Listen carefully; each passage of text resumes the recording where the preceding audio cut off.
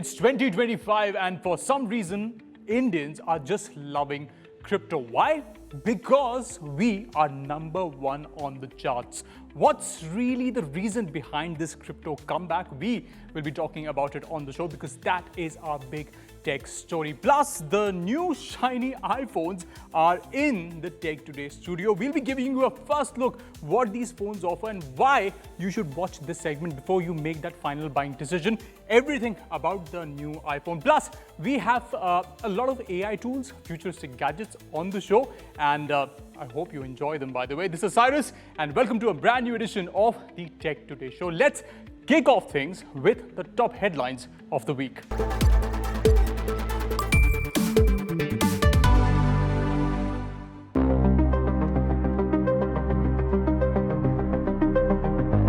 Meta has new smart glasses in the market called the Ray-Ban Display Smart Glasses. These Wayfarer-style frames include a color display in the right lens, letting you get notifications, messages, navigation, and even translations, all without pulling out your phone. They pair with a neural band wrist strap for gesture controls. Battery lasts 6 hours of mixed use and up to 30 hours using portable charging case. Priced at $799, these glasses will be available starting 30th of September. China's internet regulator has ordered big tech firms like Alibaba and ByteDance to stop ordering the NVIDIA RTX Pro 6000D AI chips. This is a part of a push to use more domestic hardware. NVIDIA CEO Jensen Huang responded saying he is disappointed by the ban, but also patient. He pointed out that China remains a huge market and NVIDIA will aim to adapt under the shifting rules.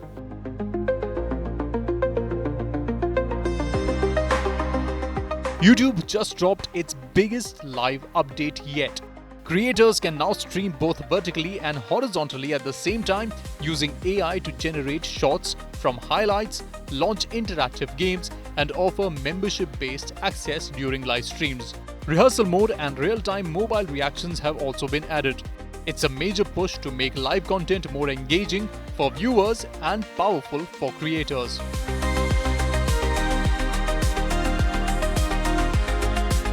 Apple's iOS 26 update is now out, bringing a fresh look and smarter tools to your iPhone.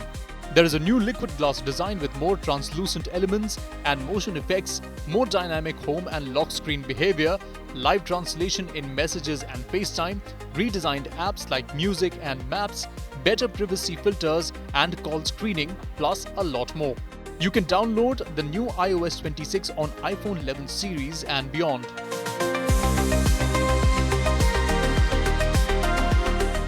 Good news for Indian Apple fans as Apple's iPhone 17 series, including the new iPhone Air, is now available in India. Apple stores and other big retailers like Chroma, Reliance Digital and others are offering bank discounts, no-cost EMIs, exchange bonuses and cashback offers at launch. So if you're upgrading, the deals could help. Stay tuned as we get you a first look at all three iPhones on the show.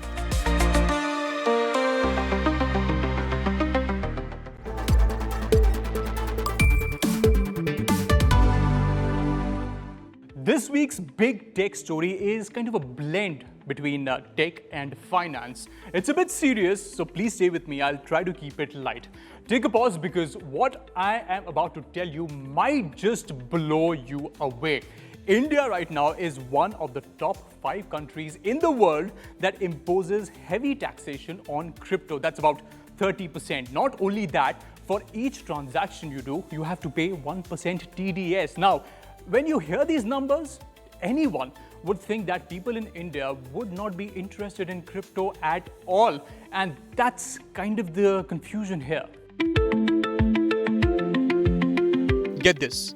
A 2025 report by Chain Analysis says that India is number 1 in terms of crypto adoption. Unbelievable, isn't it? And Chain Analysis does a pretty comprehensive report. And India is not the only surprise here. Global crypto has staged a stunning comeback in 2025. Bitcoin smashed its old record to touch more than 1.8 crore per Bitcoin in July this year. Imagine that just 2 years ago, it was around 16 lakh rupees. Around the world, the number of crypto users has also crossed 861 million people. That's over 11% of the world's population. In developed markets like the US, UK, France and Singapore, ownership jumped from around 20% in 2024 to nearly 24% in 2025. And the big money is flowing too. In the Asia-Pacific region, on-chain activity surged from $1.4 trillion to $2.36 trillion in just a year. That's a 69% growth.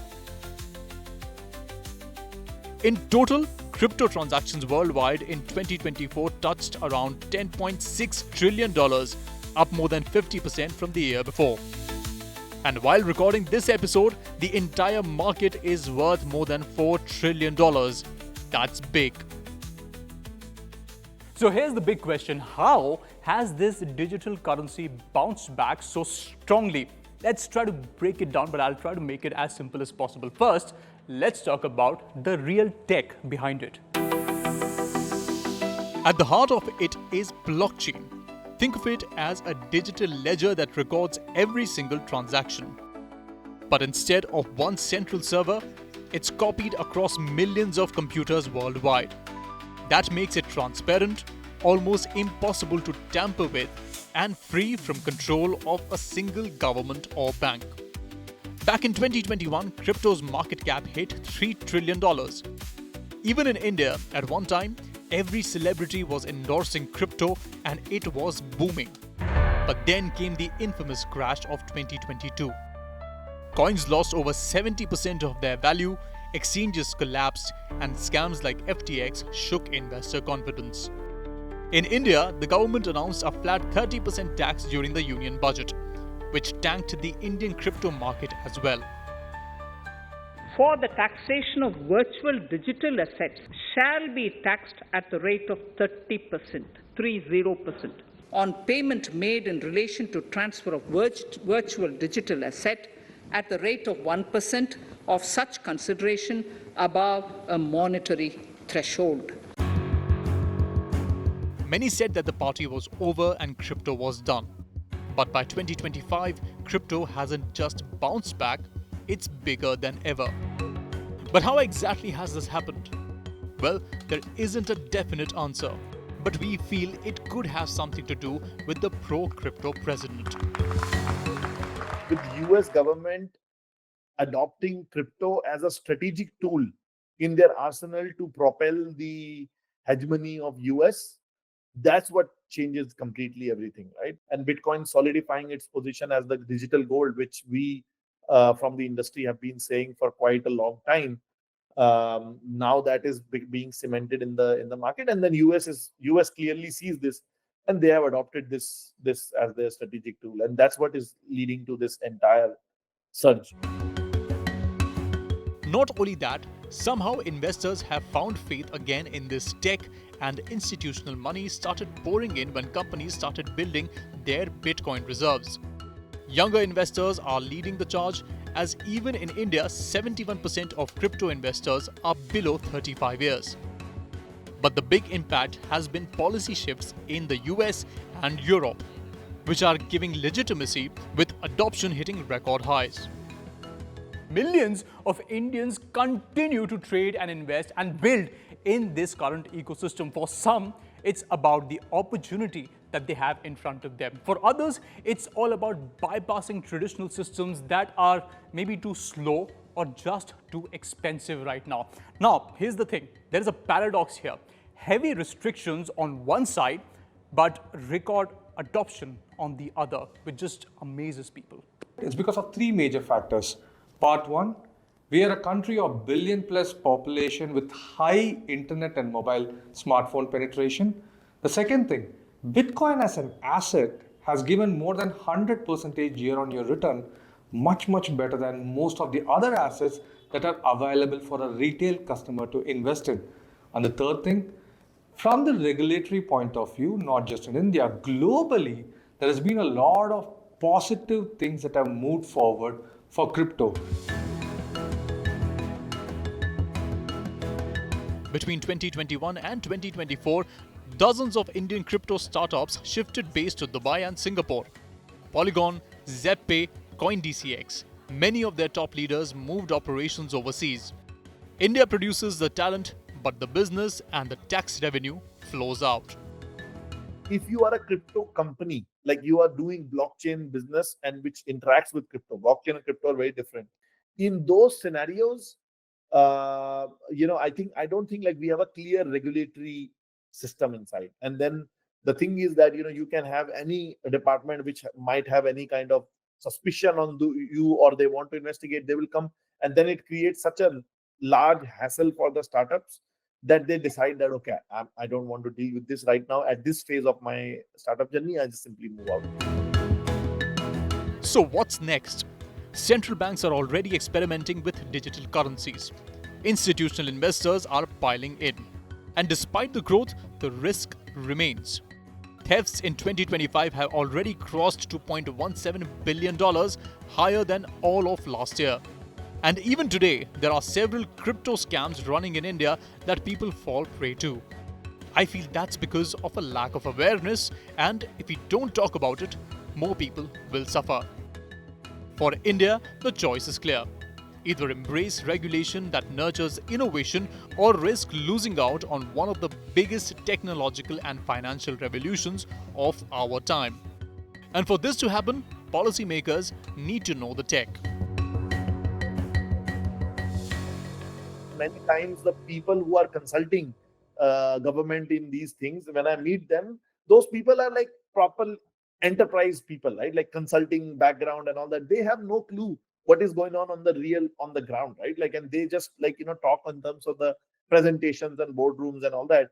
Whereas if government is taking a direct advice from the people who are building in crypto, I think they would realize that actually they would end up having much more control and much better compliances if these on-chain instruments are allowed and are onshored in India instead of them being offshore. I'm a very big proponent that India should not be late to this party, should allow some experimentation in sandboxes and see how it goes. So, crypto survived 2021. It even navigated that devastating crash of 2022, and now it's back with record-breaking numbers in 2025. By all of this, you can say that crypto story has been anything but ordinary right now. But what about its story in India? Surprisingly, India is still at the top despite all of the odds. And this is proof that despite the heavy taxes and the anti-crypto narrative, Indian investors still believe in this technology. But what do you think? Is it just another bubble or the next big thing you should not miss out on? You can let us know.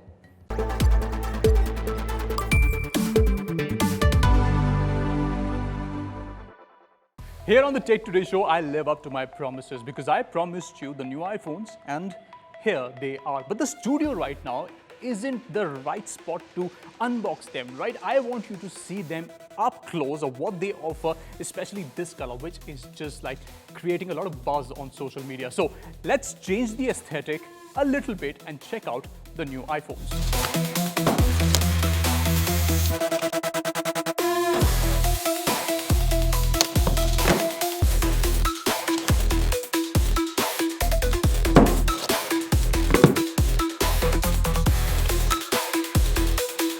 So on the show today, we have three very special guests, the three amigos, Amigo Pro Max, Amigo Air and Amigo, well, let's just call this one 17. But the big news is indeed out. The iPhones are here in India and there is a lot of buzz around each and every Apple store across the country. So before you go and buy these devices, we wanted to give you a quick look at what each of these devices offer, starting with the iPhone Air. Apple has priced the iPhone Air in India starting at 1,19,900 for the 256GB model. You also get a 512GB and a 1TB model for this one. Pre-orders are open now via Apple's online store and partner outlets. Now let's talk about the specs. At just 5.6 millimeters thin and 165 grams, the Air packs a 6.5-inch Super Retina OLED display with ProMotion up to 120 Hz, all wrapped in a titanium frame with Ceramic Shield 2 and IP68 water resistance. Feels solid in the hand despite the lightweight design. Under the hood is the A19 Pro chipset, set to deliver console-level graphics with hardware-accelerated ray tracing. On the rear is a 48-megapixel primary camera with 2x telephoto, and the front gets an 18-megapixel shooter with center stage technology. One of the best camera features on the iPhone, I feel. Battery life promised is up to 27 hours of video playback, boosted to 40 hours with Apple's new MagSafe battery safe accessory. Many have questioned its battery capabilities, so wait for the full review coming next week for the answer. So, who should buy it? The iPhone Air is built for those who want flagship power and premium design in the thinnest, lightest iPhone ever. It's for you if portability, style statement, and Apple's ecosystem are your priority. But if you're after pro-level camera, versatility, bigger zoom, or prefer a physical SIM option, you should lean more towards the Pro models. The next one in this segment is the Pro Max, and this color is the one that is being sought after the most. Now, talking about how it feels in the hand, this is relatively lighter because it's using aluminum this time instead of titanium. But the design, this little plateau that iPhone Pro Max has is very different from the 15 Pro Max and also the 16. So I think this is a design that might be a hit or miss with a lot of people, and also in the hand it looks very different. So a first look, a quick one of the Pro Max. The iPhone 17 Pro Max starts at 1,49,900 for the 256GB model with higher storage tiers up to 2 TB. And what do you get for that price? A massive 6.9-inch Super OLED display at 460 ppi with 3000 nits of peak brightness, which is good even for outdoors. Feels light even at 213 grams, and we just love this orange color. Under the hood, it's powered by Apple's most powerful A19 Pro chip, encased in a heat-dissipating aluminium unibody with a new vapor chamber cooling system. No mention of the RAM on Apple's website. The rear camera array setup is massive, 3 48-megapixel fusion cameras, a main, an ultra-wide, and a new telephoto with 8x optical zoom, which is great for portraits. Plus an 18-megapixel center stage front camera for selfies, which can click in landscape mode. Battery life is also bumped up. Apple claims up to 37 hours of video playback on the Pro Max model. So if you want absolute top-end Apple experience, the biggest display, high-end zoom, and also the best battery, including pro-grade photos and video tools, this is the phone you should go for. Makes sense to upgrade only if you are on the 14 Pro series or lower, or even the 15. And if you want to keep things simple, we also have the iPhone 17. I'm really disappointed that Apple has discontinued the Plus variant of the 17. It's now been replaced by the Air. However, the design here is almost like what the 16 offers, and that is something that people might be a bit disappointed with. However, what's really changed is on the inside of this phone. Let's check that out. The 17 is relatively more expensive, this time at 82,900 rupees for the base model. Besides the upgrade in storage, you also get a 120Hz refresh rate screen, 6.3-inch OLED display, and peak brightness up to 3000 nits. Under the hood is Apple's new A19 chip with 6-core CPU, 5-core GPU, plus a neural accelerator. Camera setup has a dual-lens 48-megapixel camera with telephoto sensors as well. You can also click wide-angle shots with this one. The front camera is also upgraded to 18 megapixels. It's also IP68 and durable. While not a major upgrade in design, if you want a flagship level display, strong camera and snappy performance, then the 17 hits that sweet spot.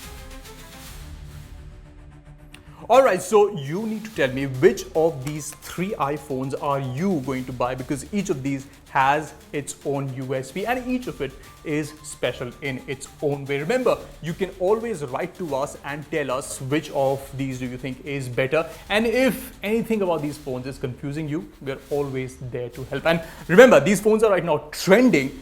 And speaking of trending, there is a new AI tool that is just creating a buzz on the internet, and you need to know what it is. Let's check that out.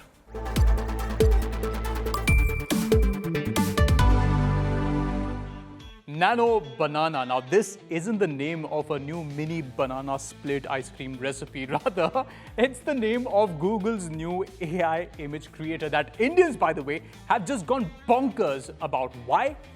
Take a look at some of these images that they have created using this AI, and you see it is completely changing the way that we imagined ourselves in the new worlds, looking retro, and it's even changing the way we have ad companies making these campaigns. It's really something out of this world. So on the AI Guru segment today, let's talk about this new AI tool.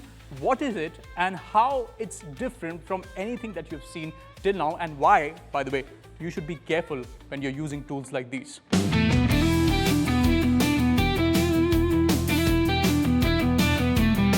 Nano Banana, an AI image creator part of the Gemini ecosystem. Think of it as an artist inside your computer that can take your words or even an existing picture and instantly generate visuals. You describe it and Nano Banana paints it. Whether that's a photorealistic landscape, a new avatar for social media, or even edits to an old family photo. And how does this really work? Let's try to understand this with a very simple demo that you can also follow later. First, when you type in a prompt, by the way, you have to go to the interface. You need to write maybe, for example, a puppy wearing sunglasses on a beach. I know it's funny. AI kind of breaks down all of the words that you have written into visual concepts and then generates pixels to match what you are writing, by the way. You can also, by the way, upload a picture if you want. For example, if I have a picture of a random person and I upload it then and ask it to change the background, I can even do that, and it's very simple. The AI is efficient. For example, if he's wearing a shirt and I want him to wear maybe a black t-shirt because that's in trend, right? You can do that and the result is absolutely amazing. The best part is, look at the likeness and the clarity that this AI tool is offering is just out of this world. And by the way, you can combine different elements and can take from different images and put it in the same one image, and it will just give you exactly what you want. Like, for example, let me just add the image of a gadget, and I would want this man to hold the gadget in his hand. Maybe you can advertise about it. And let's see whether it does it. See? Absolutely amazing, isn't it? Just imagine how it will just completely change the way people advertise products. Although commercial uses are restricted, but maybe for your own personal campaign, this is just fantastic. What makes Nano stand out is its ability to preserve consistency. So if you give it multiple prompts of the same person, it keeps the face recognizable across all edits. That's been a big challenge for other AI image generators. And yes, every image comes with a visible watermark and an invisible digital tag called Synth ID, so you know what's AI made. Google also said that it is creating software that will be able to tell which image is AI made and which is real.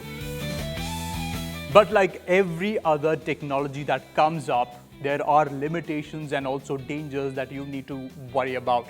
Because Nano Banana doesn't always nail all of these complex prompts. It can hallucinate. That's what AI does. So if you're asking for something vague, you might just get odd or very unfinished results. It may also distort some of the images if your prompts are not clear, and you'll need to deal with it, maybe prompt it again. And yes, even with Google's guardrails, all of the security protocols in place, AI-generated images can sometimes create very misleading or biased visuals. You need to be careful about that, which again brings us to an important point, which is precautions. When using Nano Banana, treat it like a creative assistant and not the ultimate truth. Always check for watermarks before sharing images online. Be mindful of copyright. You can't use it to replicate someone else's work or likeness commercially without permission. Like you can't take a celebrity's image and change it for commercial use. You will be sued. And perhaps most importantly, remember that AI images can be very convincing. They can look real, but they are not. So double check before believing or sharing anything. That's it for this week's Tech Today. Also, if you are one of those eager beavers who just cannot wait to get their hands on the new iPhones because the sale is open, by the way, we strongly recommend that you hold on just for another week because we'll be getting a comprehensive review of the new iPhones next week so that you can make a smarter buying decision. Also, by the way, all of the information about crypto that we just shared on the show, it's only for educational purposes and not investment advice. So please do your due diligence and research before you go diving into the crypto universe. We'll be back next week with a brand new episode of the Tech Today Show. Till then, this is Cyrus signing off.